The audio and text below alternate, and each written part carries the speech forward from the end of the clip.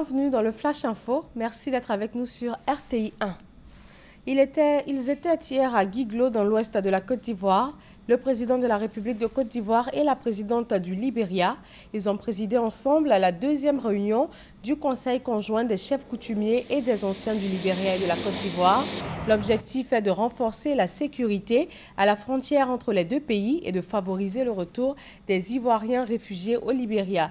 Le président Alassane Ouattara a ensuite regagné Abidjan hier après-midi. Le Forum économique mondial se tient du 20 au 23 janvier en Suisse.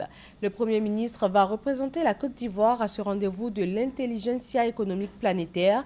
Quel intérêt pour la Côte d'Ivoire de prendre part à la rencontre? Réponse de notre envoyé spécial en Suisse, Alexis Ouedraogo. Il s'envole pour le Forum économique mondial. Un agenda surbooké sous les bras, le Premier ministre aura des panels à tenir, mais surtout des investisseurs à ramener. Ça permet à la Côte d'Ivoire de rencontrer des partenaires, à la fois publics et surtout privés, de façon donc à développer nos échanges et appeler le secteur privé à investir en Côte d'Ivoire. Le Forum économique mondial, un signe fort du repositionnement du pays sur la scène internationale.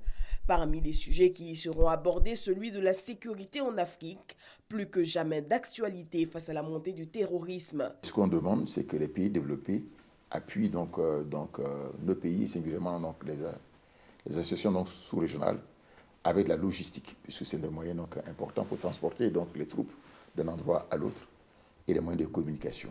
Une cinquantaine de chefs d'État sont attendus pour ce rassemblement annuel qui verra la participation d'environ 1500 chefs d'entreprise. Pour cette 46e édition, le thème retenu, la 4e révolution industrielle, celle de l'économie numérique. Au-delà du thème directeur, le forum de Davos est avant tout un lieu de rencontre informelle. Les pays viennent y vendre ou essayer de faire financer des projets importants. Des experts internationaux de 18 États de l'Afrique de l'Ouest, de l'Afrique centrale et de l'UEMOA font le point sur les réformes des finances publiques mises en œuvre dans leurs zones respectives. La rencontre interrégionale se tient à Abidjan. Elle porte sur la décentralisation des dépenses en Afrique subsaharienne francophone. Le bilan des attentats de Ouagadougou s'alourdit, 30 morts avec le décès à l'hôpital de la photographe franco-marocaine Leila Alaouri.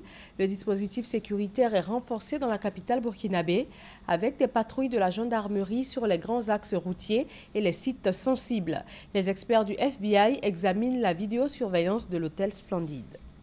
Au Sénégal, le président Macky Sall avait abordé la question de la révision de la Constitution lors de ses vœux le 31 décembre. Il a notamment parlé de sa volonté de réduire son mandat en cours de 7 à 5 ans. Au total, ce sont 15 mesures qui sont proposées et ce projet attise déjà des tensions dans la classe politique du pays. Après plus de 8 mois de violence au Burundi, la Commission nationale de dialogue interburundais lance ses travaux ce mardi, 4 mois après sa mise en place. Elle va réunir des représentants des partis politiques, des confessions religieuses, de la société civile, des femmes, des jeunes, de l'armée ou encore de la police, en vue de trouver une voie de sortie de crise. Tout cela en l'absence de l'opposition et de la société civile indépendante de ce pays en exil.